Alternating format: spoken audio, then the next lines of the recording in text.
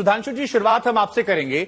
शरद पवार जी को हम सुन रहे थे अभी, उन्होंने कहा कि कोशिश रहेगी कि बीजेपी के खिलाफ एक सीट पर विपक्ष का एक प्रत्याशी हो।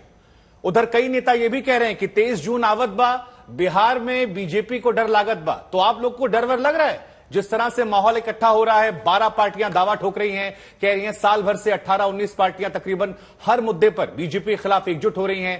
ऐसे में 2024 को लेकर क्या बीजेपी इस पर नजर बनाए हुए है? क्या यह डर आप लोग को मन में है? देखिए, सबसे पहले तो शरद पवार जी जो समकालीन भारतीय राजनीति के सबसे वरिष्ठ नेताओं में से एक हैं, उन्होंने आज ही जो अपनी पार्टी में निर्णय लिया है उससे यह दर्शाए दिखाई पड़ता है विपक्ष की एकता तो छोड़िए, पहले तो अपनी पार्टी के अंदर की स्थितियों पर नियंत्रण रखने की कवायद ज्यादा करनी पड़ रही है। तो वो बाकी बात तो अभी दूर की बात हो जाती है। दूसरी बात, 23 जून की जो तिथि रखी गई है, वांकर जी, भारत की राजनीति की एक बड़ी ही कुख्यात तिथि 25 जून के बहुत नजदीक है, क्योंकि इसी दिन इमरजेंसी लगी थी। और संयोग देखिए, यही बिहार था जहां पर जेपी आंदोलन की शुरुआत हुई थी इमरजेंसी के खिलाफ, और यही लालू प्रसाद यादव जी और नीतीश कुमार जी युवा नेता के रूप में जेपी के साथ खड़े थे। जाग उठी तरुणाई है, जेपी ने अलग जगाई है। और कांग्रेस के खिलाफ कौन सा मुद्दा था? भ्रष्टाचार का ही तो मुद्दा था उस जमाने में। इंदिरा जी को चुनाव में भ्रष्टाचार का, धांधली का आरोपी सिद्ध कर दिया गया था इलाहाबाद उच्च न्यायालय के द्वारा। और अक्सर युवा पीढ़ी को नहीं याद होगी, हम लोग के भी होश संभालने से पहले की बात है। और 6 साल तक चुनाव लड़ने के लिए प्रतिबंधित कर दिया गया था, और यह आरोप नहीं था, यह न्यायालय का निर्णय था। उसके बाद इमरजेंसी लगी थी, विपक्ष सारा जेल में था, इसके बाद सारे नागरिकों के मूल अधिकार समाप्त थे, और तब यही सब नेता इकट्ठा हुए थे। और आज सत्ता के लिए वो सारे दुर्गुण जिसका आरोप कांग्रेस पे लगाते थे, वो अपने ऊपर अब उसको अपने आलिंगन करने के बाद आज आकर खड़े हुए। नहीं सुधांशु जी, देखिए, ये आपका नजरिया हो सकता है, लेकिन उनका नजरिया ये है सर कि इसी बिहार से लालकृष्ण आडवाणी जी की रथ यात्रा को रोका गया था, और यही बिहार वो कह रहे हैं कि नीतीश जी की अगुवाई में मोदी जी को रोकेगा। एक सेकेंड और सर, राजीव रंजन जी भी हमारे साथ जुड़ गए जेडीयू से, आपका भी स्वागत है। सुधांशु जी, बात पूरी कीजिए। हाँ, मैं पूरी बात कर रहा हूं, बस 2 टेक्निकल पॉइंट भी कह देता हूं। जो इन्होंने कहा रथ रोका गया था, मुझे याद है, हम लोग उस समय पढ़ते थे, 24 अक्टूबर 1990 को रथ रोका था। और क्या हुआ था उसके बाद? हम 86 सीटों की पार्टी थे, और अगले चुनाव में हम 120 सीटों के साथ मुख्य विपक्षी दल बने। भारत की राजनीति की धारा बदल गई, यूनिपोलर पॉलिटिक्स होती थी, सिर्फ कांग्रेस वर्सेस कोई नहीं, कांग्रेस वर्सेस बीजेपी हुई। उत्तर प्रदेश में हमारी सरकार बनी पहली बार, बिहार में हम मुख्य विपक्षी दल बने। ठीक है, आपके तब अरमान थे, आज हो रहा। और एक टेक्निकल बात आज कह दूं, जो इन्होंने कहा सब जगह साझा उम्मीदवार खड़े होंगे, तो ये तो कांग्रेस के ऊपर निर्भर करेगा कि कांग्रेस कितना सेक्रीफाइस करेगी, दूसरे दल कितना सेक्रीफाइस करेंगे। कारण क्या है?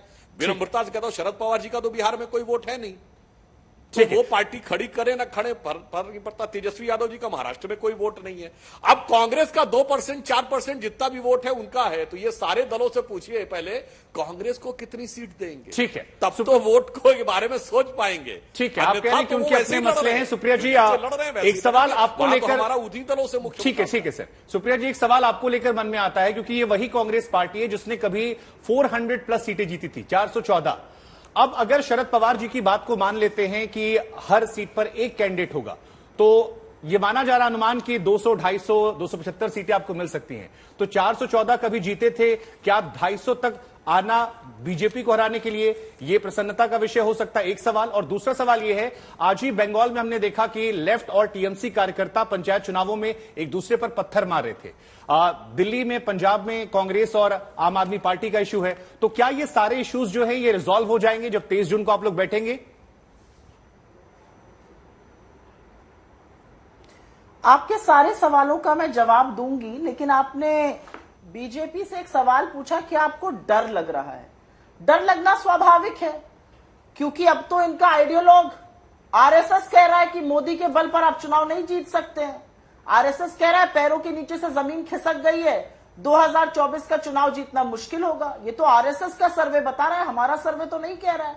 तो इनके अपने लोग ही इनको आगाह कर रहे हैं कि ये जो सोचा था आपने कर्नाटक के पहले भी कि मोदी जी आएंगे और एक जादू की छड़ी घुमाएंगे और आप चुनाव जीत जाएंगे, लोग उकता चुके हैं, उब चुके हैं। लोग अपने मुद्दे की बात करना चाहते हैं।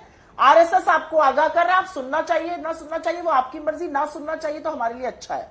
आपने मुझसे एक सीधा सवाल पूछा नंबर्स जी। पर नंबर्स की बात करने से पहले मैं आपके सामने कुछ तथ्य रख देती हूं और आप और आपका जो व्यूअर्स हैं वो ही जज बने इसके। जी। मुझे लगता है कि इस देश में ये कोई मोदी और विपक्ष की आपसी लड़ाई नहीं है, ये आइडियोलॉजीज की लड़ाई है। ये मतभेद जो है वो वैचारिक है, सिद्धांतों की लड़ाई है। और ये क्या सिद्धांत है? ये सिद्धांत है कि भारतीय जनता पार्टी के पूर्व मुख्यमंत्री रावत एक दिन, उसके अगले दिन इनके मंत्री गिरिराज सिंह दूसरे दिन, इनके जो प्रवक्ता महोदय बैठे हैं वो तीसरे दिन गांधी पर सवाल नहीं उठा सकते हैं। ये देश गांधी का है तो गोडसे को यहां पर सपूत नहीं कहा जाएगा, गोडसे का गुणगान यहां नहीं होगा। जो इस बात से मत रखते हैं वो मोदी के खिलाफ खड़े हैं और जो इससे सहमत है वो उनके साथ खड़े हैं।